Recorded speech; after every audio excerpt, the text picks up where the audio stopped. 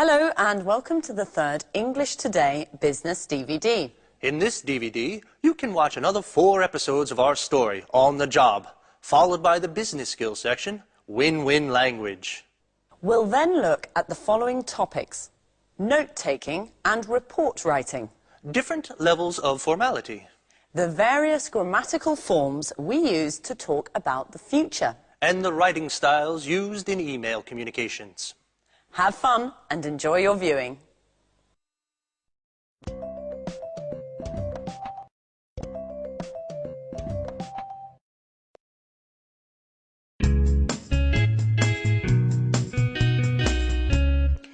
I've called you in today to bring you up to speed on our new cookbook series. Anne's going to take notes, from which we'll then develop a detailed outline of the work in progress, and then set the deadlines. So Gary, which authors have we contacted? We've got in touch with Jones, Bradford, Smith, Fox, and Grant. Unfortunately, we haven't been able to contact Tchaikovsky. I think he's abroad at the moment. What? Sorry. Could you spell that for me, please, Gary? Certainly. C-H-A-K-O-S-W-S-K-I. He's one of our Russian collaborators. Couldn't we get in touch with Parker in his place? What do you think? He's worked with us in the past. It's a good idea. Unfortunately, I haven't got his number. I think I have it in my old appointment book. Let me just make a note of that so I don't forget. What's the news on the contribution so far? Have the authors started sending in material? Yes, and I've already begun editing the first batch. Excellent, Anne. You'll also have to take care of researching the images. When you've got those, you can send them along to the graphics department for page insertion. Let's move on to the typography. Rachel, have you seen the first batch of proofs we got from Montex today? Yes, Mr. Stevens. Great work, I must say. It seems to me that they've done an excellent job. Good. So it looks like we can trust them with this edition. Let's get a bid in immediately. Take note of that, Rachel. Yes, Mr. Stevens. I'll call them as soon as we finish this meeting. One last thing. We haven't found a title for this series. Do you have any ideas? Come on. Use your imagination. I want something original, something catchy. Nothing? Okay, then that's your first task. Do some brainstorming to come up with some ideas, and then we'll go through them together.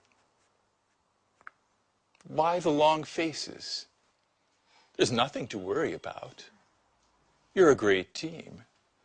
I'm sure you'll think of something interesting. Okay?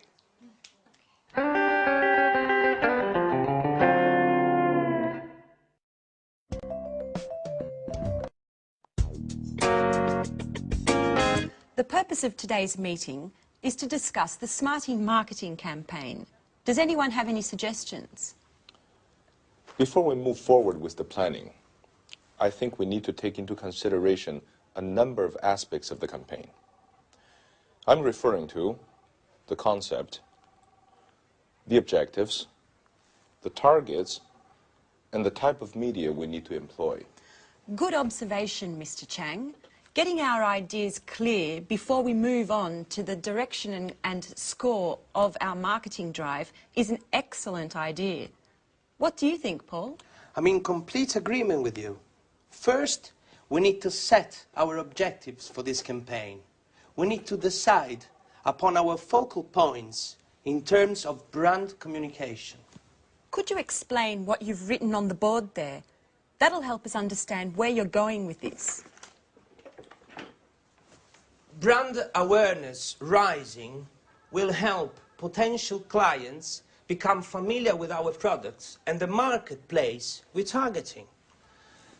In our case, this type of campaign will serve to improve the image of Spectre in the Chinese market. But what about focusing the campaign on the product itself?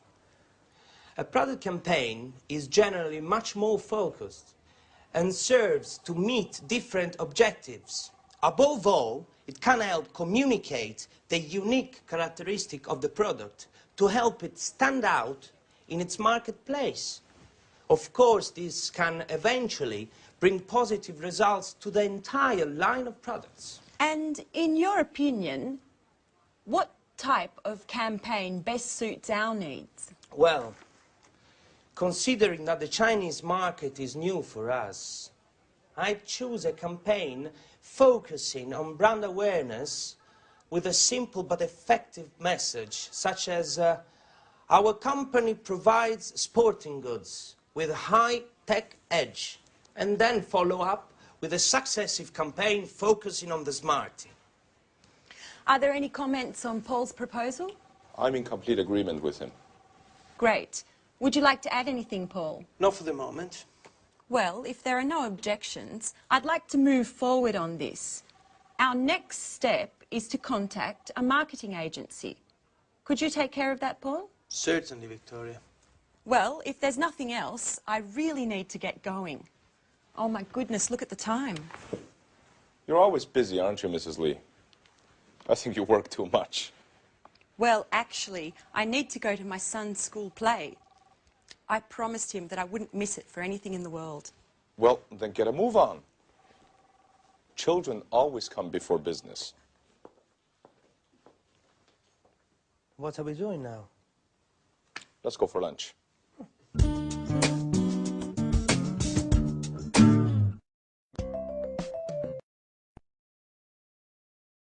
Good, so there you saw two different meetings. And now let's talk about report writing after meetings, because it is important. You have to keep a record of things that happen in meetings. But it's not easy, and people are usually very bored with writing reports. So I want to try and give you a few tips of how to improve your report writing. So let's use the screen. Now, obviously, the first thing is you have to identify the speakers, know exactly who is in the meeting and what their position or job is. Now, the second thing is to write brief summaries of the main points. Now, it's important to keep these brief. For example, Victoria's meeting. Let's think about that. Can you remember the content of that meeting?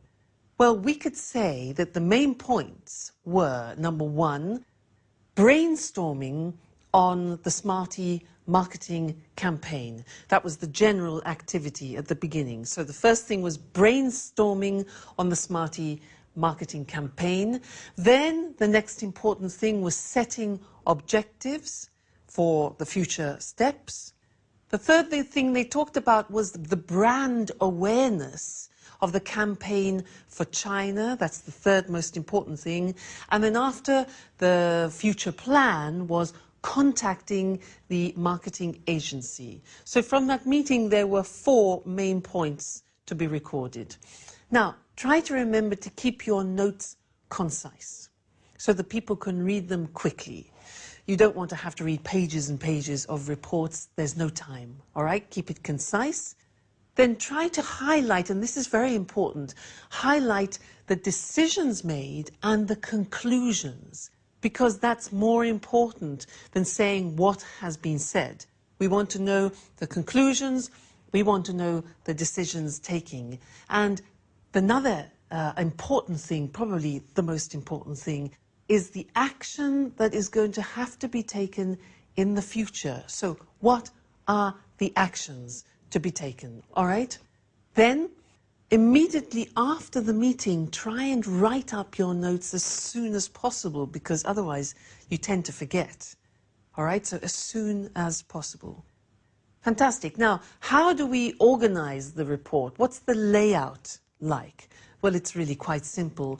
You have an introduction where you state the relevant old business and also the new business. So that could be your introduction. Then in the main part, you specify the main discussion points of the meeting, as we mentioned before. And then in the conclusion, in the summary, you talk about the decisions and about the actions. So That would be an efficient report, not too long, the most important decisions, the most important conclusions and actions for the future. All right? Now, often in reports, we abbreviate language to make, again, the report shorter. And I want to look at some of those common abbreviations with you now. Look at the screen. E.g. means, for example. I.e. means that is. ETC, very common, is etc. CF, C.F means compare. C or CA means about or approximately. NB means note, take note of this. Approximately. DEPT is department. Which is EXCL, means excluding. IMP dot is important. INCL means including. LTD is limited, often to describe companies. NO is number. P or PP is page or pages. PROBS, P-O-R-B-S, PROBS, problems. RE, with reference to or concerning. REF is reference, just reference. V dot is very, and S/T is something. Now, these are very, very common abbreviations, and you can use them freely in your reports. It shortens the task. All right, so remember, when you're writing reports, keep it short, keep it concise and to the point. Concentrate on the decisions taken, the conclusions, and the plans for future actions. All right? Well, thank you very much, and we'll meet again in the next lesson. Bye.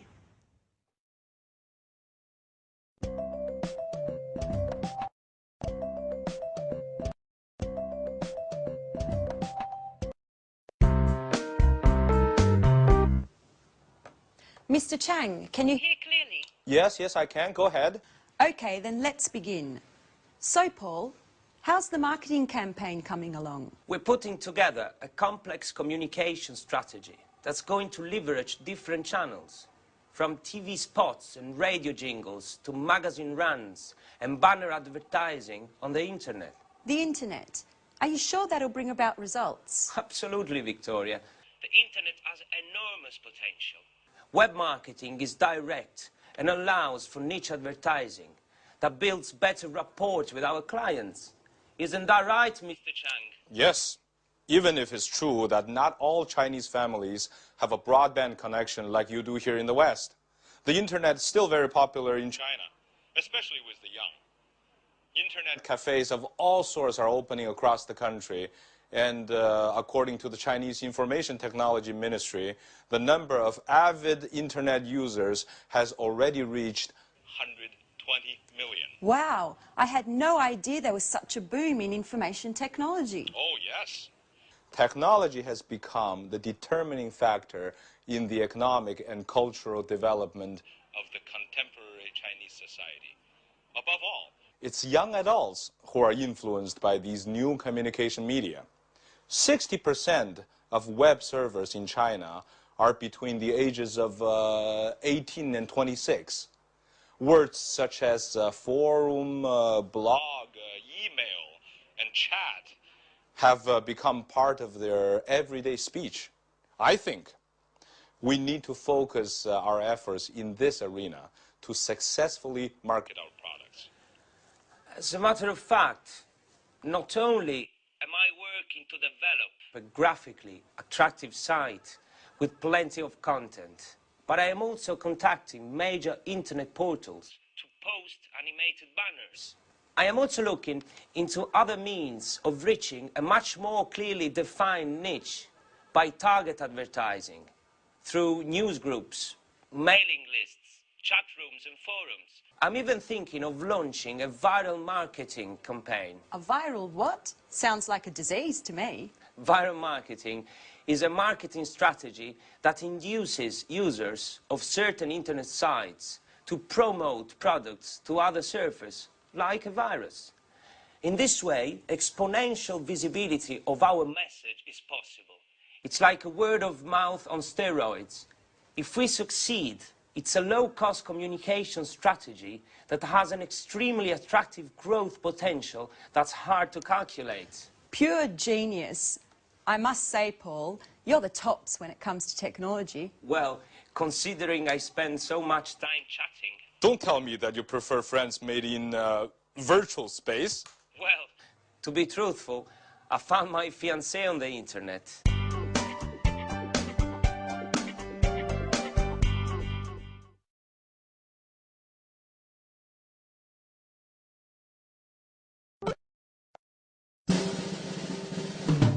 Gary, did you get that email problem fixed?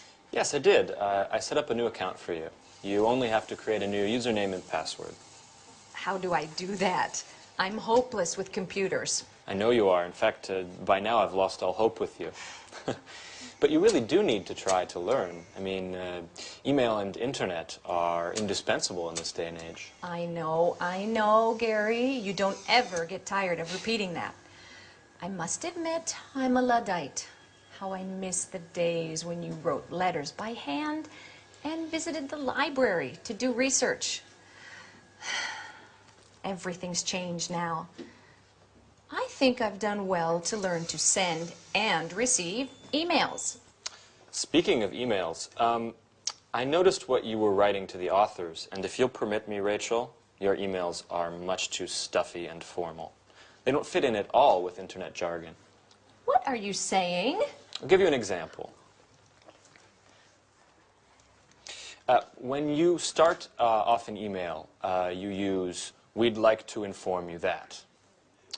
It's quite old-fashioned, you know? It's better to write, "Did you know that?" Or another example, when you need to make an excuse, you begin, "We regret to inform you that." It's much better to use something like, "Unfortunately, we can't." It's less formal, but at the same time, more professional. Email needs to be kept simple and to the point. Use abbreviations as often as possible and keep phrases short. If you're writing to someone you know well, you can even add an emoticon. It's always a pleasure to get one. An emoticon? What the devil is that? You're so old school, Rachel. Emoticons are those little faces that you can make using keyboard characters that show how you're feeling at the time. Okay, Professor.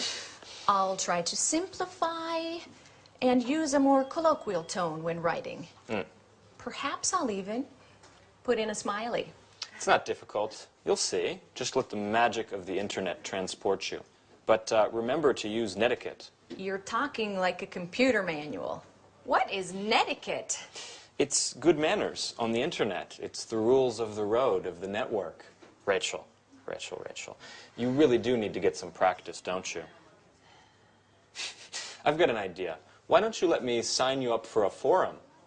That way you can learn the rules of the road and the lingo as you surf. Speaking of which, do you like music? Huh? Music? Yes, very much so. Great. Then I'll add podcasting sites to your favorites. So you can download podcasts and maybe even burn them to disk. Stop, Gary. Oh, you're driving me crazy. I don't understand a word. Besides email, I have no desire to learn any of it. None of it. Do you understand?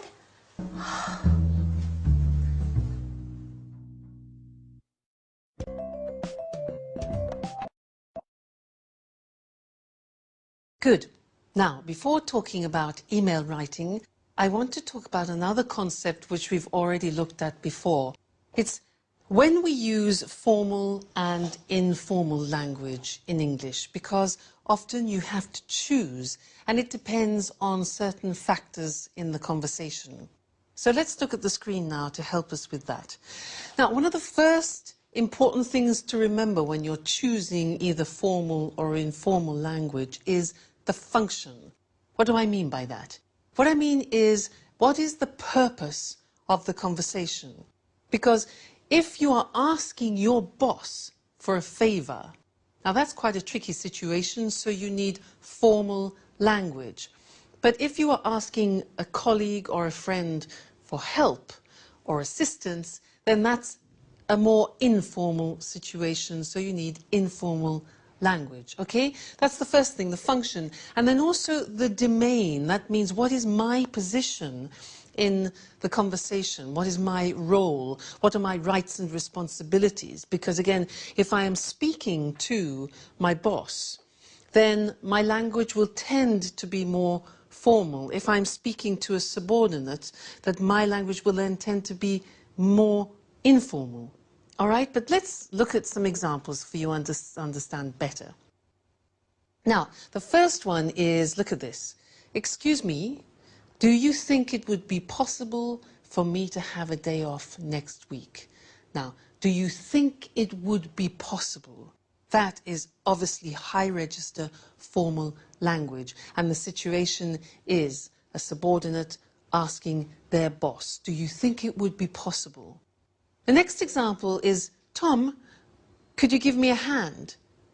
Now, you can see could you, it's less elaborate language, it's informal, it's probably a situation between two colleagues, so that's informal. What about the next one? Peter, hurry up with that report. That's interesting because hurry up is an imperative, it's asking for specific action, so in this case it's probably a boss talking to his or her subordinate. Okay? So formal, informal. And in the second scene, where there was Gary and Rachel, Gary was trying to make Rachel use less formal language. And in fact, the examples were these. She wrote initially, we'd like to inform you that. Now that's very formal in English. He suggested this. He said, no, use informal, say this. Did you know that? Look at the difference. We'd like to inform you that, or did you know that? The other example that he drew to our attention was, she said, I regret to inform you that. Regret is a very formal verb. I regret to inform you that. He said, no, no, use unfortunately. Unfortunately, we can't. So that's very interesting, and we will look at that more closely in another lesson to help you when you're in the process of writing emails. But one more important thing, when you're dictating email addresses, you need to know how to say the punctuation of emails. So let's look at that list now together. The first one, underscore, dash or hyphen. Next, colon, semicolon, full stop, dots, comma, apostrophe, slash, double slash, at, brackets, speech marks, question mark, and exclamation mark. All right, so learn those and practice them. They're very important from when you're giving or you're taking email addresses. Good, that's all about emails for now, but we'll come back to it in another lesson, okay? Bye.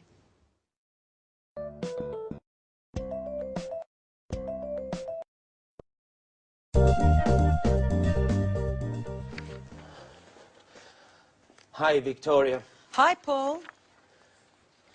Paul, what's the matter? You look awful. What? Haven't you heard? You know I've been away for 4 days. My boy was sick and the babysitter went to visit her mum. Did something happen while I was away? Only a disaster, Victoria. Total disaster. You're frightening me, Paul. Just calm down and tell me what's happened. Spectre has been bought by a Japanese multinational. Mrs. Frost has been fired. And Mr. Chang has been transferred to Atlanta, where he'll be in charge of a men's clothing department. What? Come on, Paul, you've got to be joking. I'm afraid not, Victoria. And there's more. You've been taken off the project. You're no longer in charge of the Smarty project. The headquarters have called in a marketing manager from Harvard. You'll be her assistant. And I don't envy your position at all. I spoke to her on the phone earlier, and she didn't seem to be friendly, to say the least.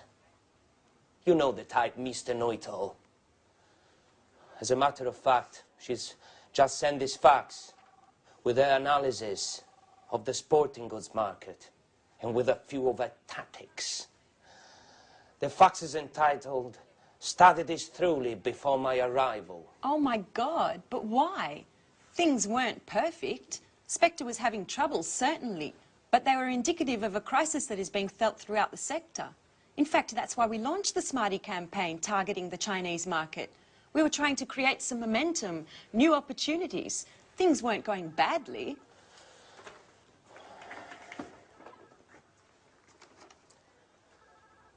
To start with, no.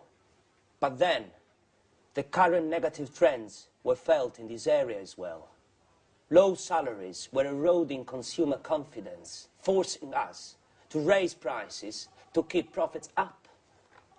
Add to that, the competition that literally beat us over the head. It's very difficult to compete in a market where raw materials and labor costs are so low. The final result was an excellent, high-quality product that was priced out of the market, which prevented us from competing. I know, but we were creating a niche market for ourselves. Yes, but the revenues were too marginal. In any case, we'll get the details at the meeting this afternoon. Mrs. Frost and Mr. Chang will be there. And possibly even our new boss, Helen Collins. Speaking of which, here is her outline. Make sure you study it well.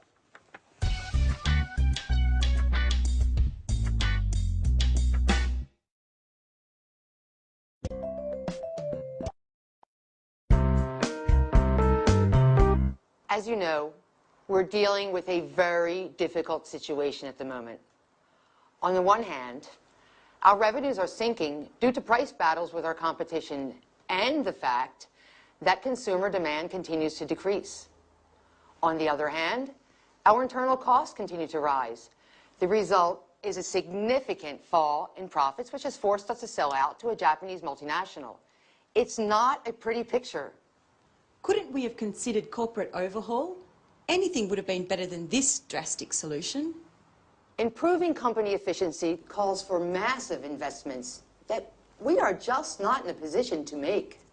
And with our books in the red, we couldn't move forward with these investments, not to mention the personnel cuts we would have had to endure. Believe me, Mrs. Lee, before we went ahead with the sales of Spectre to the Makiko Group, we took a number of other solutions into consideration. Unfortunately, none of these provided the answer. And what about the Makiko Group? How do they intend to resolve this current crisis? Makiko has already reorganized a number of firms in the past and therefore possesses the appropriate know-how. I do know that they plan to put a major restructuring of the company into action, from A to Z, corporate workflow and bookkeeping, management, sales and logistics, to name a few. Above and beyond that, they intend to introduce new direct marketing techniques to improve consumer satisfaction and improve corporate visibility in the marketplace. And how? What is the winning strategy? I don't know exactly, but I believe they want to create incentives through promotional strategies. They intend to participate in the largest trade fairs in the sector, open a franchising chain of brand name shops, as well as factory outlets for wholesale. And what do they intend to do with the Smarty campaign? I think, Mrs. Lee, you've already been informed that you will no longer be in charge of that campaign. From that point on, you will be working with Mrs. Collins. Collins is a marketing manager that headquarters has chosen to send here to take charge of the Smarty account as well as other products. As you know, after the initial sales success of Smarty on the Chinese market, sales fell well below our expectations. As far as I know, Mrs. Collins intends to analyze exactly what went wrong and then relaunch the campaign using traditional market techniques. And these will include market research, telephone surveys, bots, etc. In any case, she will soon be here to explain everything in more detail. She should be arriving any moment, actually. Oh, she is. May I introduce Mrs. Collins, the new marketing manager for Spectre? Mrs. Collins, this is yours. Let's not waste time with these introductions. We've got plenty of time for that later. I'd like to get down to brass tacks now. Have you all studied my outline?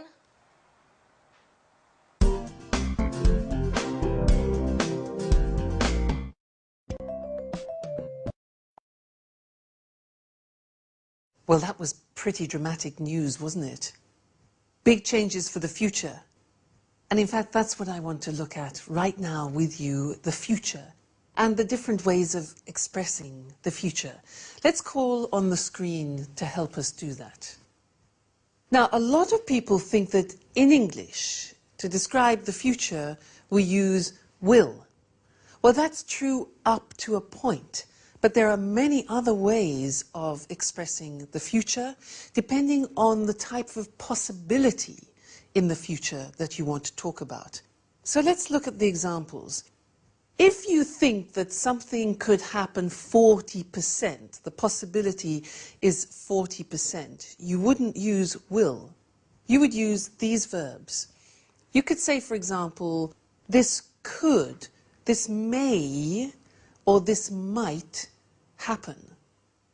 Or this could, may, might not, the negative, create a problem. You see, these verbs here, could, may, and might, express 40% possibility of something happening in the future. Okay? Let's increase the possibility to 80%, and we need to change the verb. So the example would be, this shouldn't create a problem. So should expresses more 80% of possibility. Now there's another very interesting way of expressing this 80% of possibility. Maybe you don't know it. It's this. This is likely to create a problem. Now likely means probable. So this is likely to create a problem. The verb to be plus likely. Now if it's the negative form, we would say this is unlikely to create a problem. All right? Important, you'll hear it a lot describing future possibility. Then if you want to make a very strong prediction for the future, so we're talking about 100% possibility, that's when we use will, because we relate it to a strong prediction. And the examples are, this will create a problem. The negative would be, no, this won't particularly create a problem. Okay, this will and this won't create a problem. And in fact, in the video episode that we heard, the example that Paul said was, you'll be working with Mrs. Frost. That's what he said to Victoria. You'll be working with Mrs. Frost because that's a strong prediction. All right, so that's interesting. Different ways of expressing future possibility. Could, may, might, 40%. Should, likely, unlikely to, 80%. And then will for 100% prediction. Okay, so that's all we have to say for the time being on the future. Remember, different ways of expressing the future. Okay, that's the end of this lesson, and I look forward to seeing you again in the next one. Bye.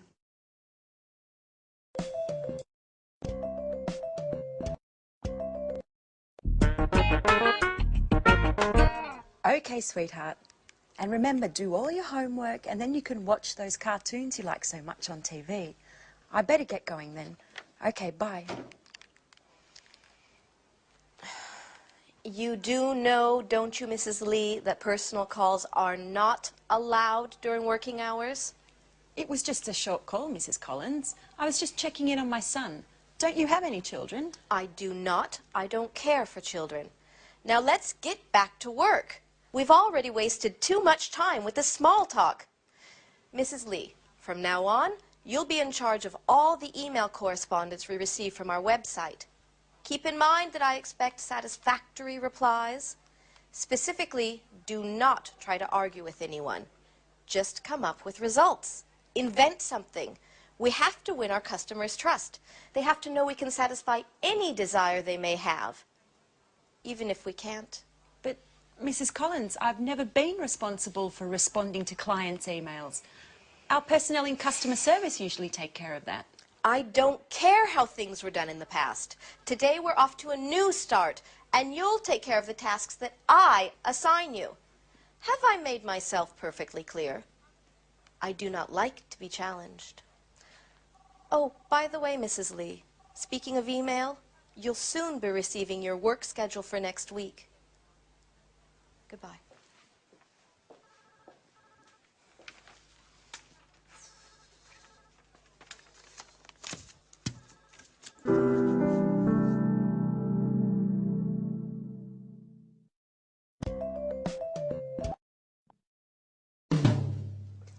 So, this client who just purchased a pair of outdoor shoes would like to receive a Spectre catalogue. Dear client, first of all, congratulations on your purchase. In exchange, would it be possible for you to spend 5 minutes at our company website completing a customer satisfaction survey? Please do not hesitate to contact us with any questions you may have concerning our product. Yours sincerely. I think that works. Who would have ever thought I'd end up doing a job like this? Now that that spiteful woman has arrived to order me around, I'm tempted to give it all up. I wish I had a more creative position. Writing, now that's my true passion in life. Ah, an email from Mrs. Collins. Mrs. Lee, attached you will find your work schedule for next week. Don't forget to keep this in mind at all times. I do not want any more time wasting. She manages to be a royal pain even when writing an email. I don't think I'm going to hold up for much longer. Another email? What the hell does she want this time? Ah, no, it's from Mr. Chang. Dear Victoria, before leaving, I wanted to send my regards. I'm truly sorry that things have gone so terribly wrong. We worked very well together, and I highly appreciate the mutual respect we had for one another. I know that between you and Mrs. Collins there's no loss of love. You'll have to believe me when I say that I find her highly unlikable as well. Stiff upper lip. You're an asset to this company and I'm sure you'll do very well. It's been a great pleasure knowing you and please keep in touch. Let me give you one last piece of advice.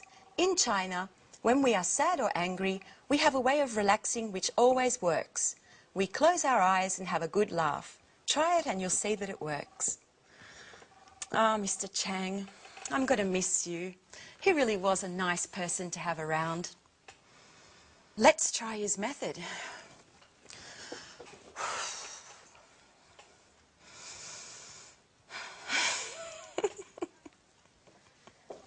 Mrs. Lee, what are you doing? Is this how you work?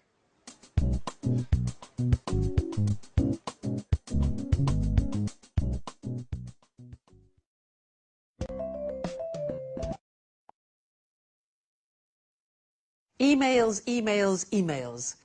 And that's what we're going to talk about now. Because when you're writing emails, you need the flexibility to be able to move from a formal style of writing to an informal style of writing. Because if you're writing, for example, to new customers, new contacts, to your superiors, where there's a distant relationship, then you need to use formal language.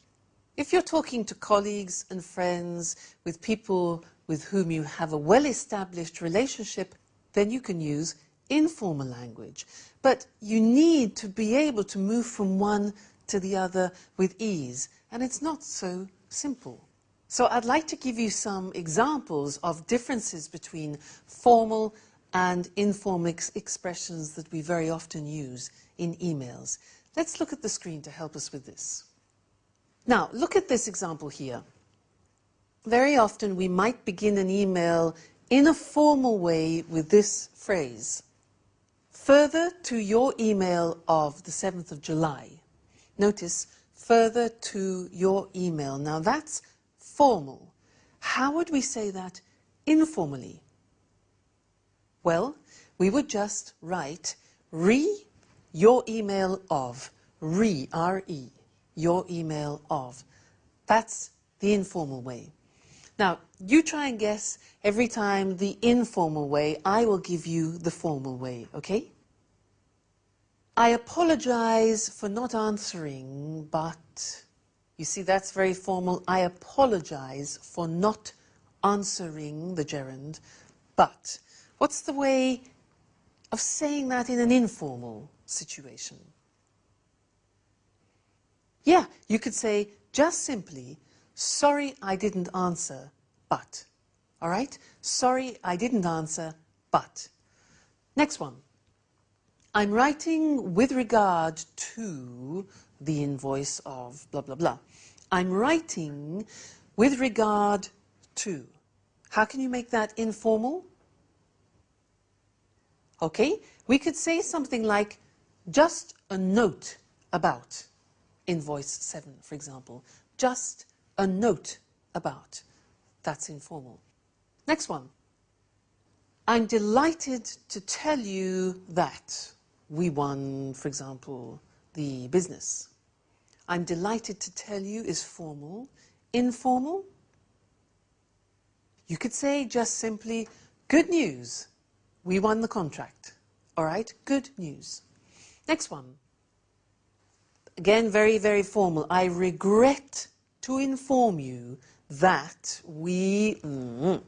I regret to inform you that. That's a formal verb, regret. What can you say informally? Just simply, unfortunately. Unfortunately, we lost the business. Okay, so you can see the difference. Very often the informal is much shorter and more concise and more familiar, obviously. Next one. Please find attached. Now that's when you're sending documents. The formal way usually is, please find attached documents, blah, blah, blah, blah, blah. Informally,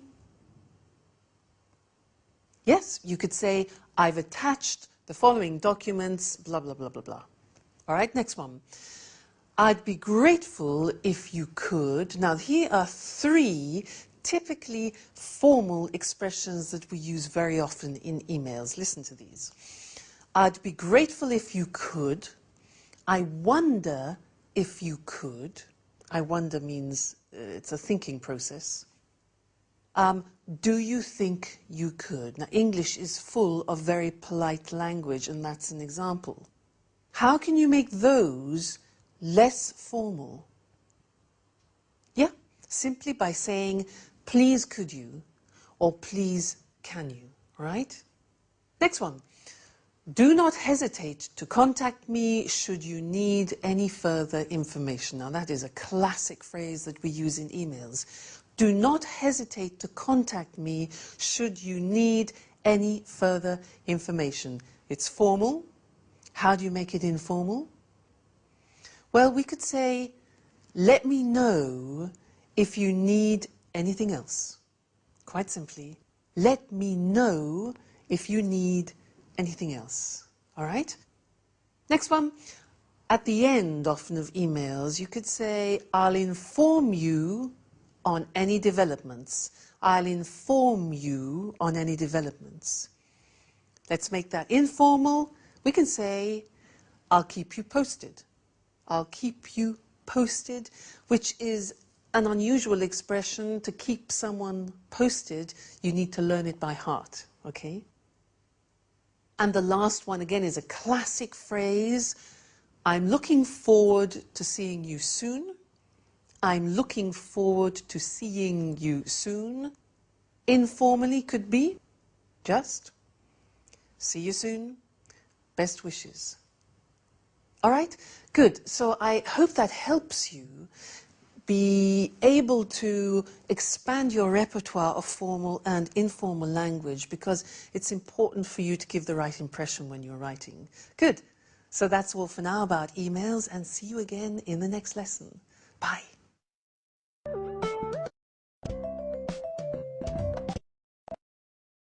Hello and welcome back to Business Talk. Our topic for the next 2 programs is win-win language, the language that allows all parties of a conversation to feel like winners, whether the conversation is business-related or not.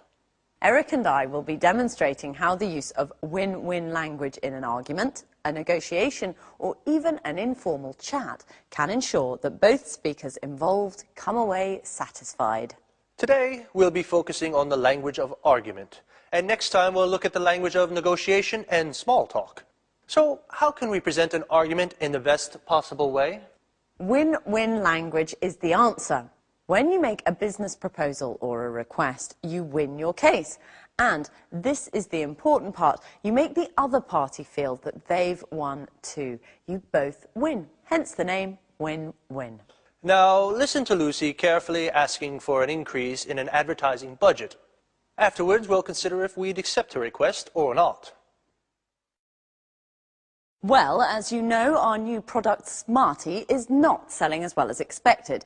I don't think it's possible to solve this problem without spending more on advertising. If you'd accepted my original proposals, things probably wouldn't be so bad. I think the product is good, but if you don't increase my advertising budget, there's no way that Smarty will be successful. I'm asking for an increase of at least 15%.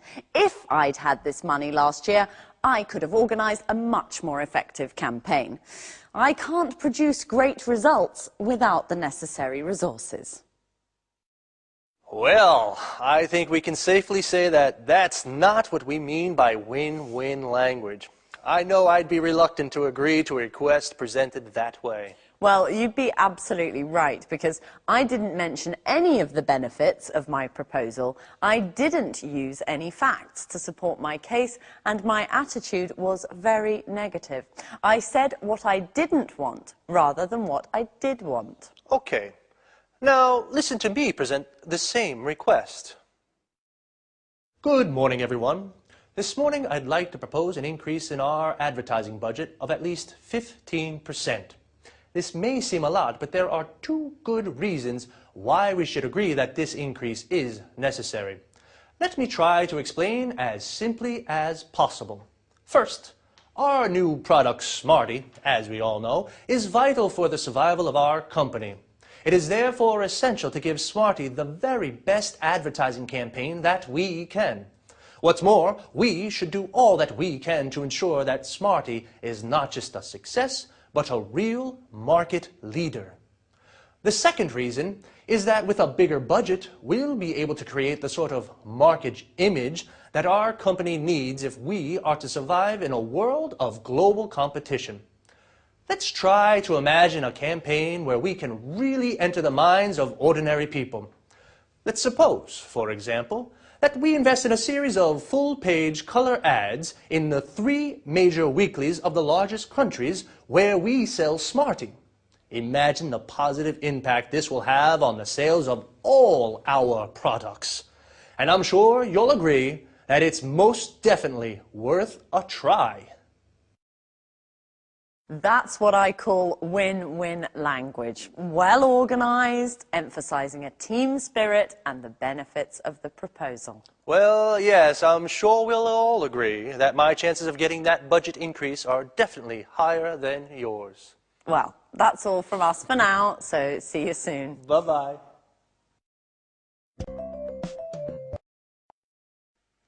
Now, let's take a closer look at exactly why my request was more convincing than Lucy's. Well, if we consider the 3 fundamental points that are the basis of all communication strategies, simplicity, organization, and language, and look back at our presentations, We can clearly see that Lucy hadn't organized what she wanted to say. She didn't mark each point clearly, and she created a barrier between herself and her listeners with her repeated use of I and you. Here are just a few examples from Lucy's request. I don't think it's possible. If you'd accepted my original proposals, if you don't increase my advertising budget, there is no way that I'm asking for, I can't produce great results without. Remember, team spirit? Well, it's very important in win-win language, because if you and the person you're speaking to are on different teams, it means there will be a winner and a loser could be you. Notice also how Lucy's attitude and language are very negative. If we look at my budget increase request, we'll see a very different approach.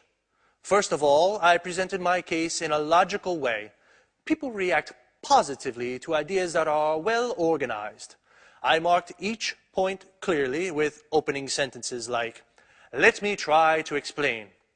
First, it is therefore essential to, what's more we should. The second reason is that we will be able to. Let's try to imagine a campaign where we can. Let's suppose, for example, that we invest in." These opening structures are very useful. They organize your presentation logically and therefore make it clear and simple to understand. Notice, too, how the use of we and are make a huge difference. It puts the speaker and the listener in the same team and makes it possible for both to be winners. As well as organization, simplicity, and language, here are a few argument strategies to help you win your case. Present your proposal in a logical way.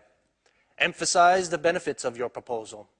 Choose 2 or 3 strong arguments. Too many reasons can weaken your case. Be positive. Say what you want, not what you don't want. Use facts and figures to support your request.